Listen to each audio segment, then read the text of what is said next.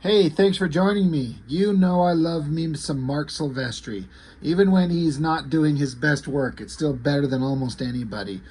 And this book, for a long time, was something that I thought was like the greatest thing he had ever done in his life. It was just, I used to think that it was so dang good. When it came out, I believe it was printed in '95. I just thought that this was the peak of Silvestri's work and the best thing he's ever done. Now, I don't think exactly that now anymore, but I still think it's pretty good. I just wish that I got more out of it. What do I mean by that? Is, it's mostly flashy art, and it's the two characters meeting up, and they have a brief meeting, and then they have some fights, and then there's mysterious bad guys doing mysterious things. Then the heroes have to fight again, and it doesn't really resolve anything by the end. And I know that there was at least one other book, because this is Cyblade SHI, and there was another one that was SHI Cyblade that was drawn by, I think, Billy Tucci, the guy who owns the character of SHI. Anyway, and I don't know if that story was like, this is book one and that was book two. I don't know. I was only in this for the art, honestly. I mean, Cyblade's a nothing character. I do understand that the character of SHI is very well regarded, very highly regarded in this era. And but I've just never really had the opportunity to read almost anything of that original work. So this is my first exposure to the character on reading it. But I wish that there was the story was maybe a little bit different, or that it was Silvestri drawing more than one issue. I don't know. It's I'm trying to find the words to explain why I still like it, but why it's not as interesting as I used to think it was. But it's basically because it's just a one-off where not a lot happens, and I just wish there was more of it, because Marc Silvestri draws so damn good. I've talked often about how he goes through different eras or different phases in his artwork. His current stuff is pretty damn amazing. This mid-'90s stuff that he himself has said is not his favorite work. His earlier work for Marvel, especially with Dan Green on Uncanny X-Men and Wolverine, is maybe the best stuff he's ever done, but that's purely subjective. So he's changed up his look as far as his art style couple of times in a way. And I've said before, like, if you were to show somebody some of his older work on Wolverine and then show him this book, for example, which is not too far away as far as time frame, a person who doesn't know what they're looking at probably would not ever think that it's the same artist. Those of us who have followed his work can definitely see those differences, but still identify those things that make it the same guy. So, yeah, Silvestri's an interesting guy. He can draw so damn well. So I'm not going to be talking too much about the story in this thing, because it's just, who cares? There is one major important thing that does happen in this book that we'll talk to when we get to it. For those of you who are aware of what goes on in this book, you can probably guess what I'm talking about. It's not a small thing, but it's also kind of weird and interesting how and why they did the thing they did. We'll get to that, so no spoilers to start. But as far as the art, you got Silvestri inked by Bat.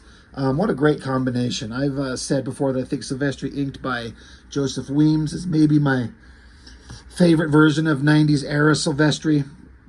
But Matt Banning is just, I mean, he's right there. I mean, I honestly could say him and Weems are maybe like just as good artistically as far as the inks that they do on Silvestri. It's kind of equal skill. I like the cover. It's an interesting thing because it looks like they're kind of standing back to back, but they're clearly not like figures in the same space, because their bodies and their head shapes kind of just blend in together. So it's more of a abstracty kind of thing. Cyblade's face looks okay, but SHI's face here, I think, looks so good.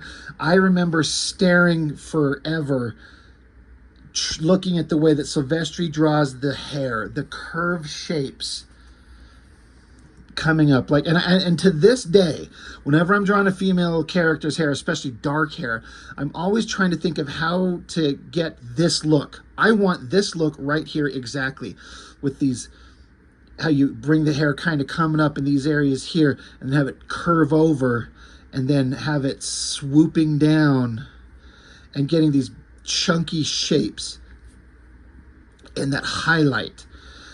I love everything about the way that looks. It's just absolutely perfect to me. I think it looks so good, and I want my stuff to look like that on both of the faces, honestly. I've just always been fascinated with it. And the same thing as with the art on the inside of the book.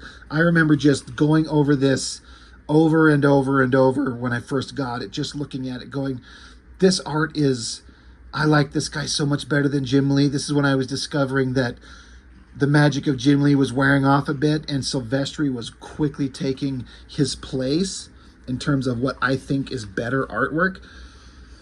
So pencils, Marc Silvestri. Plot by Silvestri, William Tucci, Brian Haberlin, and David Wolf. 4 people to write this story. Inks by Bat. I'm double checking if there's any pencil assists. Anthony Wynn, I bet you that's background assist if I had to guess. An ink assist, Victor Lamas, Jason Gorder. As far as I understand, those are both really, really good inkers. And again, if I had to guess, background inkers. Because when you got the A team over here, Silvestri and Bat, they're going to do all the big, awesome, upfront shit that looks the best. And then the stuff in the background, they'll let the other guys kind of handle that stuff. That still requires a talented hand, but you know, you're just doing backup assists. You don't get to be the main star. You don't get to draw the big awesome shots. But you know, 95 is when this was printed, so that's 18-year-old me. I'm loving comics. We're right in the midst of, you know, the image explosion. It's about ready to implode, and the industry is about to not be what it used to be. But at this time, there were so many awesome things going on, and the idea of this amazing artist doing a book with like hot warrior girls fighting ninjas, what a fuck, you sign me up. Like, I want to see nothing but that all day, every day by this artist. And as far as a splash page, I think this is pretty epic. Like, she's upside down, surrounded by ninjas, and all kinds of, like, the weapons of the Ninja Turtles. You got sais and swords and everything like that. Chains wrapping around her. It's chaotic and a little, you know, there's a lot of energy and movement. And I like the focus on her face where she's clearly fighting and in trouble, but she doesn't look like she's freaking out. And again, I don't know anything about this character at this time and even now, but it just kind of told me enough. She's in this situation, but she's kind of fine. So as far as an opening page, it's pretty damn good to me. Flip it over, and I was just going, oh God, like I've said, I had been really digging Silvestri's work, but this felt like the pinnacle of everything that he'd ever done. Just continuing that same shot, it's just upside down, or rather she's upside down, like she's falling. Great figure. Now, of course, Silvestri's going to do stuff that, you know, I've called this out in other comics for being kind of silly, when you always pose the girl to have her hot ass or boobs pointing at you. But when you're a really, really good artist, it's a hypocritical situation to me to say give it a pass, but I do, you know. But I love the composition of this shot, this low angle as we're looking up, as they're all just tumbling off the roof. I love Silvestri's architecture, just being surrounded by all these ninjas, and then this like almost silhouette shape. Sorry, I'm bumping my camera here. Silhouette shape of this ninja getting chopped. Big awesome shot of, again, her gritted teeth. I like the shadow covering her eye there. She's slashing, the heads go flying. I always like this shot of the hand holding the sword. Just a simple shot. Just, she's in the thick of it, kicking ass. It's pretty awesome. I think it looks amazing. The colorists, Ashby Manson, and computer colors, Tyson Wengler and Juan Carlos Rodriguez. Not names I recognize, but I feel like the coloring is pretty damn good in these things. I'm really digging it. So instantly, I mean, it's a good action comic. Like, we start out with some action and fighting and hot girls and ninjas. Like, let's go. Let's do this. And then another splash page. It's essentially like nothing but opening splash pages, like single image. I know there's multiple panels on this, but it's a double page spread. It's practically, you know, a splash page, and then another one ending there where they landed somewhere. She's standing there looking tough. She's looking hot as hell. Dead ninjas all around her. Love the architecture of the buildings in the background. No one draws female figures, especially the waists, the hips, the thighs. Like, it's all such, like, it's exaggerated hot girl comic book bodies. But there's a fine line of not having it look very sexy and sexualized, and then taking it too far and having it too much. And, you know, when you're drawing a character like this, and you're drawing comics, like, you know, we're drawing it for, you know, simple entertainment, and having hot, sexy babes is one of those things. It's just like, you can't really justify it, but we freaking love it, and I'm here for it. And but for me, it's also a balance of good figure drawing and taking it up to a sexualized point, but not going so far that it's kind of silly, and that's subjective. Then it switches over. A lot of words of characters. I remember I've read this, and I'm just like, it's like a lot of these other early Image comics. I'm just like, this is not interesting stuff. I do not care about the 1,000 different things these generic, nobody, you know, evil characters are sitting here talking about doing whatever the hell they're doing. Like, I don't care about any of it. You can just be like, they're bad guys who want one of them for some reason. Who cares? Well, now we got to flip it over. Again, this is another one of those pages that when I was younger and read this book, I was like, God damn, does Silvestri draw the hottest girls ever? He's going to do Cyblade. The idea is that you see guys walking down the street. Like, she's strutting down the street looking hot as hell, and like everyone's kind of distracted by her. These two guys look in, and then we get a shot of her feet just stepping on the ground, and the guys bump into each other, and then we just get a shot of her mini skirt ass, and two cars crash in the background. And then so you got the fallout from all of that. Guy watching, girl watching, cars crashed, people yelling at each other. I do remember there was a time when I started noticing certain things about Silvestri's artwork, because I was beginning to learn to draw and do my own comics. And it's one thing to draw the big, awesome, hot shot of the hot babe, which I could not do very well at all, ever, back then when I was 18. But, like, see this guy, this random character in the background. I remember looking at that, looking at his schlubby face and the big loose jacket and the loose flowing pants, like just a regular dude on the street. And the way he draws clothing and folds and cloth, and just regular older people and just everyday human beings. I remember looking at this and going, you know, as dumb as it is, you know, when you're young, you think comic books is all about drawing just flashy superheroes punching each other.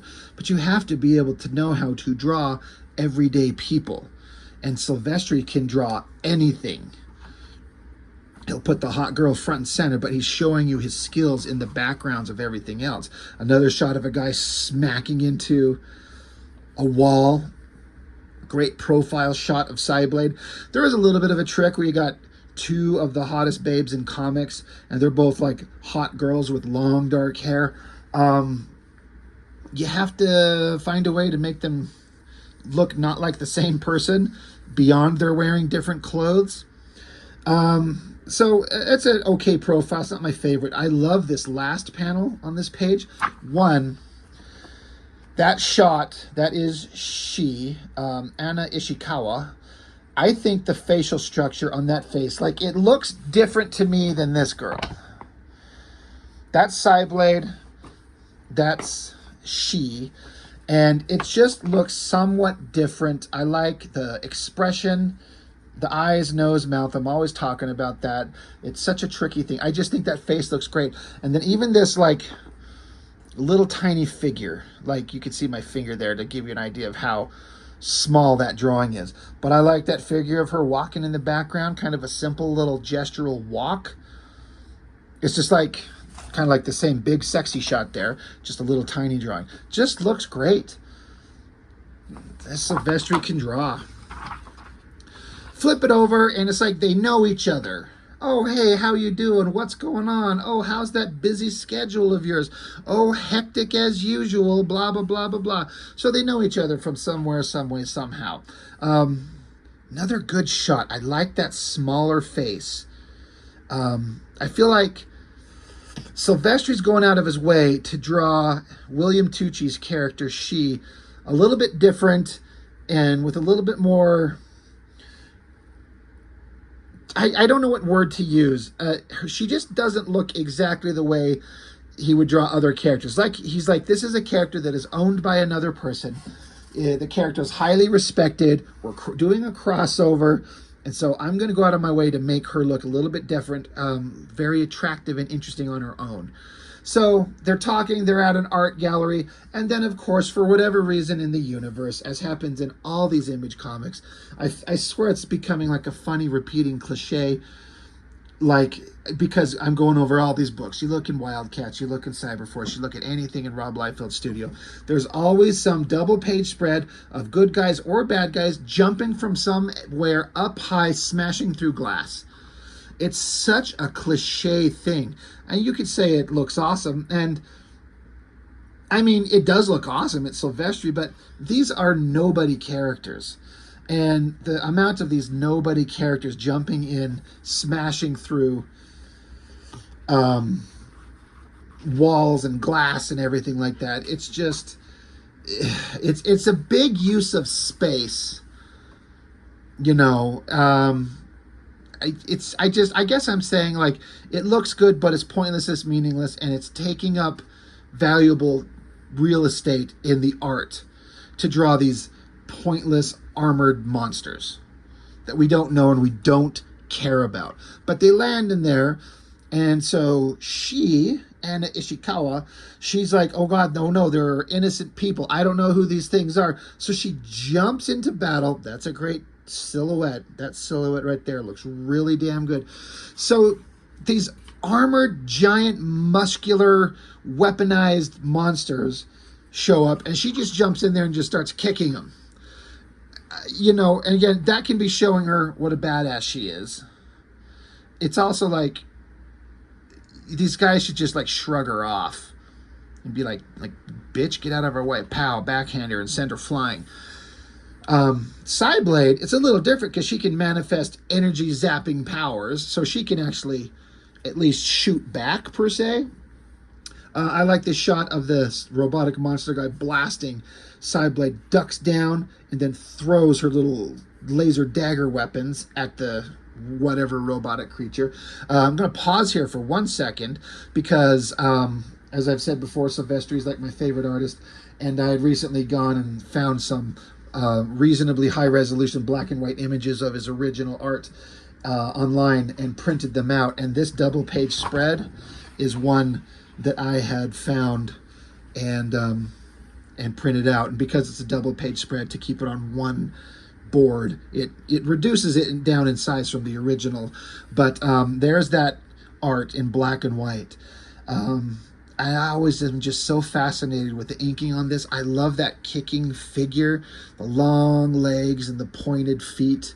That's a hard thing to do. I love the jacket on her. It's not the greatest face on Cyblade there. Like, I'm not saying I know what you could do to make it look better. I mean, she's got to have a look of intensity in her eyes, gritting her teeth. It's just not the best face in this book. But the inking, this lush, slick, clean, I can't get over how much I like it. And I wish I could make my inks look like that. I try and I cannot replicate that. And I've been trying forever. So I like that double page spread right there. I've got 2 more that we'll look at as we get there into the book. But I just thought it'd be fun to kind of show the black and white work right there separative lettering and sound effects and color and everything like that. And then you can see, you like this face of Cyblades that I'm not a huge fan of. I kind of like it better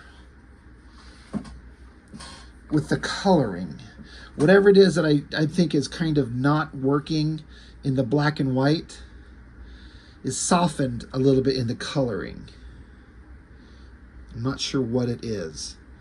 But anyway, that's just one thing I thought I would share. So, yeah, random monster robot bad guys show up. We have to fight back. No, gotta fucking turn the book upright again. So, yeah, there's Cyblade doing her thing. And again, there's a shot where Silvestri's going to take that opportunity that I would call out other artists for as being silly, but I'm kind of on board when it's just him, where we got the super arch in her back, butt sticking out there. She's looking hot as hell. But fighting these robotic monsters, God, she blasts one right in the face. I wonder if that kills him. But then this guy, there's a little shot of his hand shooting out little electrode dart things, catches her in the throat, and we see... you know what? I'm trying to decide if this is which one of these girls this is that got shot. I'm going to say it's Cyblade because she's fighting.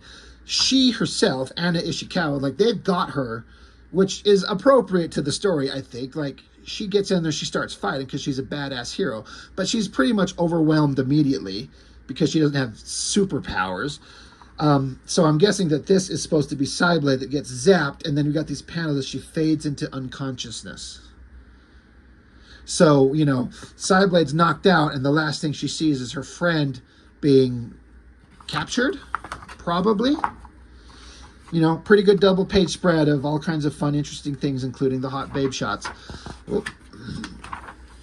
So then we come to a shot, and I remember reading this and not... This page became significant quite a while later once I started reading a different book, and you'll see what I mean for those of you who are familiar. We got these panels of Cyblade, coming back into consciousness. There's a cop and then this girl, and they're like, "Hey, are you all right?" And they're like, "Hey, what's going on?" Because they're cops investigating. This girl, she says, "I'm Detective Sarah Pizzini, homicide. This is Officer blah blah blah blah blah." So. Basically, for those of you who know who Sarah Pizzini is, this is Witchblade. And this is before the Witchblade comic was released. I don't know if it had been announced, it had been talked about, if there were press releases. I would guess probably. I'd have to look and see when Witchblade was actually, the first issue was put out there. But this is the introduction of Witchblade in this comic. So, you know, something significant. Witchblade, drawn by Michael Turner, became the powerhouse book of Top Cow Studios. Above and beyond anybody else, any other artists and titles, including Silvestri and Cyberforce. Darkness came later to much critical acclaim. And then those were the two books that you had that were kind of the powerhouse titles with the best artists from Top Cow. And they were pretty good. And it also was like a shift in Top Cow from like superhero stuff to more of a... God, what would you call Witchblade in Darkness? Like a magical, mystical kind of action-adventure thing? It's not like characters in colorful spandex like Cyberforce. They're not superhero comics anymore. They're mystical-based superhero things. Something to that effect. I don't know what the best term to use would be. But the important thing, this is the introduction of Witchblade. I always thought that shot of Cyblade was pretty hot. I always liked this profile of Cyblade holding her head in her hands. I tried drawing that side view profile over and over. Never getting very far as, you know, I mean, I could copy it pretty accurately, but then after I draw it, looking at it, then I go off later and try to reproduce it from my mind, and it is so tricky to get, but that's true with anything drawing. But the cops are like, "Hey, do you know what happened?" And she's kind of playing it coy and like, "No, I don't know what happened. I got knocked out." They're like, "All right, well, if you remember anything, here's my card." You let us know. We're trying to investigate this, this attack on the this museum here and where the girl Anna Ishikawa is. So then we get back to bad guy stuff. Cyblade is involved, and they have these. Cyblade has these warriors that they call shocks. It's like an acronym, SHOC. I don't know. I can't remember what it means, but I guess this is the newest member of the shocks, and it's she. It's that Anna Ishikawa, and of course she's just in a version of her outfit, very heavily Asian, Japanese, and influenced styling. Cyblade was all about cybernetic enhancements. I don't know that they did that to her. Maybe it's just mental implants. I don't know. Don't know what they did, why they wanted her. You could say, well, if you read the story, it'd probably tell you. And you're right. But all I know is that it's not very interesting. It's just some cliche shit. Bad guys wanted hot girl. We need a reason for Cyblade and she to fight. So cut back to an apartment, and Cyblade's just sitting around thinking to herself about, what's wrong with my life? Why did bad things always happen to me? I just try to go visit a friend and everything goes to hell. Blah, blah, blah, blah, blah. Again, like I was saying on the previous page, another great profile side view shot of Cyblade's face, of a female face, not Cyblade specifically, but just a side view. Always trying to draw those and get those curves of the nose, mouth, and chin exactly right, and never succeeding. And then even this shot right here, which is a little bit more interesting, the eyes and then the nose. I would just reproduce this all the time, just trying to learn how to draw. And to this day, it's still a struggle. But while she's sitting here talking to herself about how shitty her life is, you hear a voice from behind. Big splash page. God, how many splash pages are in here? And Cyblade's like, who? And she says, Witchblade. And they were after Anna, not you. So this is interesting for several reasons. Once again, this is the first time we see the Witchblade character. But if you read Witchblade, this is nothing, and I mean nothing, what she looks like at all, outside of hot girl with brown hair and the gauntlet on one arm. This is a very specific superhero outfit with like the color tones and the bare hip showing and this long cape that's tattered and ripped. It's not a bad design, I guess, but in the Witchblade comics, she never has an outfit that she wears. This is like something she would put on. This spandex shit with the hip showing and the tattered ass cape.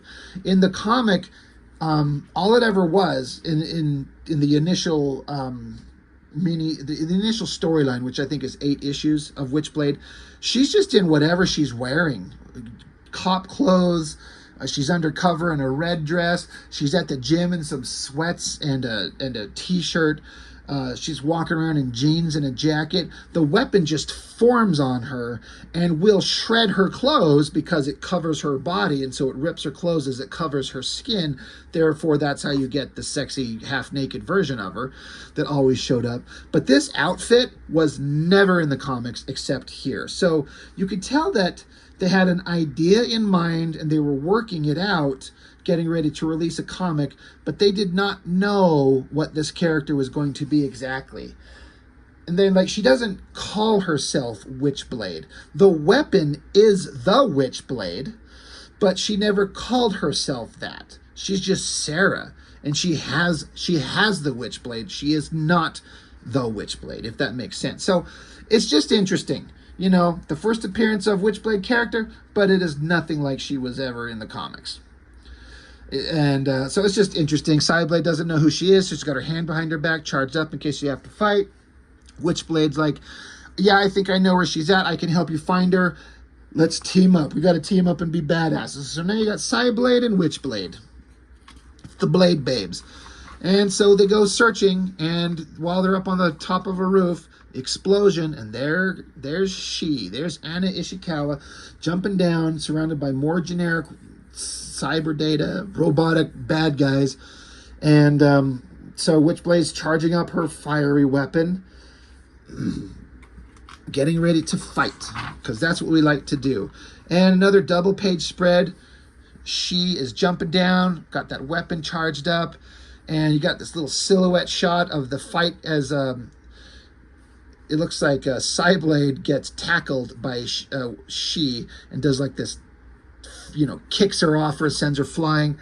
I always loved this shot because it's like you take the opportunity to, have Cyblade in the foreground and SHI in the background. And like, he doesn't even bother to try to like plant her feet on the ground, because the way that he's composing this double page spread with like this panel, and Cyblade is breaking the borders on all sides. So you're not seeing the ground that she's standing on anyway. So who cares? Just have her kind of poised, her toes pointed. I'm not complaining. I think it looks awesome. She swipes under her. I've always liked that shot of Cyblade jumping in the air. Meanwhile, Witchblade is over here fighting these robotic monsters. So another great opportunity for Silvestri to just have great, hot female figures, just looking like with the tiny waist, the big, perfectly round asses and hips and thighs, and that wild hair. Speaking of, this is another one of those spreads that I found a pretty good high-resolution shot and got it printed out. I just love the art on this. I love the inking on this. It's so sharp. It looks so good. I always, like I said, this center figure is like, that's the focus of the page, and it looks fantastic. Love this stuff. I love it when Silvestri takes the opportunity to be able to do like a big glory shot. And again, I understand the hypocrisy. I call out a bunch of other artists when they take the time to waste time and space to just get the hot babe shot. But Silvestri makes it look so good. I'm so on board with it. But then by the time the book's over, we wasted all this visual space with splash pages where you're like, I want more. So, it's kind of hypocritical and contradictory. Whatever. I give Silvestri a pass, and if that makes me a hypocrite, that's fine. Anyway, great shot. The coloring, just looking fantastic with the glows and everything on there. Got warrior babes fighting all kinds of monsters. Then Cyblade just has to stop and stand there and flex and look hot as hell and be like, Anna, I'm not your enemy. I'm here to help you. Please don't fight me. And so she's under some mind control. So she takes her weapon and just shoots a laser and blows a hole straight through Cyblade's chest. Boom. Witchblade turns and looks and then sees that. So she blasts SHI in the back, sends her flying. Now, before we get too far on this page, once again, this is the last one I've got from this. I found a good high-resolution image of this online and printed it out. And this is printed on the full 11 by 17 because it's not a double splash page like those other two. But you got the screamy face, the silhouette shot here of her blasting through it. I like in the black and white how he has SHI just pointing her weapon, but you can't see like an energy discharge. There's no lines coming from it, but you do see the exit wound coming out the back. I like how Silvestri went out of his way to to put a little pointy nipple on that boob silhouette. Not necessary, but I am also kind of fine with it. That shot of Witchblade's face looks fantastic. But the glory shot is this shot of her just standing there. Again, the face is so well done. The wild hair with the black inking on it. The way he does the shiny black parts of the costume, just the basic anatomy, the shape of the legs, all these awesome chunky inky shapes going on here. Bat is just so good at this stuff. I can just stare at this forever trying to think of like, how can I get these kind of lines out of my pen when I bust out my own stupid Hunt 102 right here when I'm trying to get these lines. Like, I understand what I'm seeing, but the artistic control and the ability to make these lines happen, it just takes practice, and I'll never be that good, but I'm striving for it. So That's why I have those printouts, because I think they just look so good.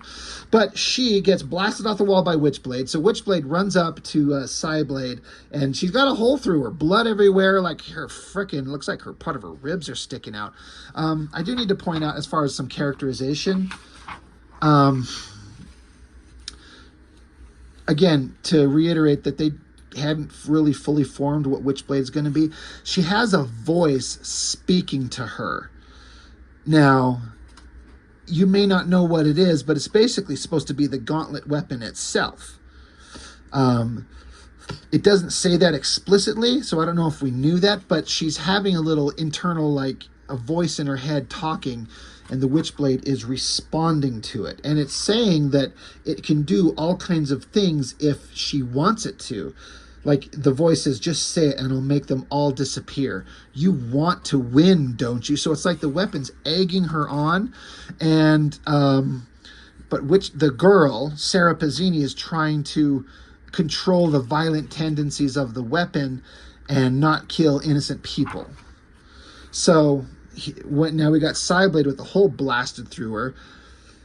And Witchblade saying to herself, I could have saved her. And then the voice, and in fact, there's even a little, like, tail pointing at the weapon itself on her hand, the gauntlet, and it says, I can help her, bring her back.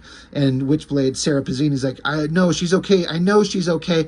But then she gets up to her and sees that she's done for, like, she's dead, hole blown through her. So then Sarah says, you can bring her back. And the voice says, of course, but for a price. This all happened because you didn't listen to me in the first place. So Sarah says, just do it, bring her back. So a giant welling ball of, energy ball welling up, bursting everywhere.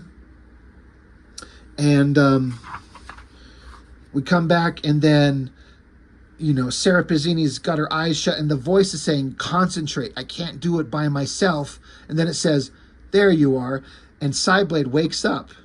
She's like, what? My chest? What? Where's the hole in my chest? I know I got shot.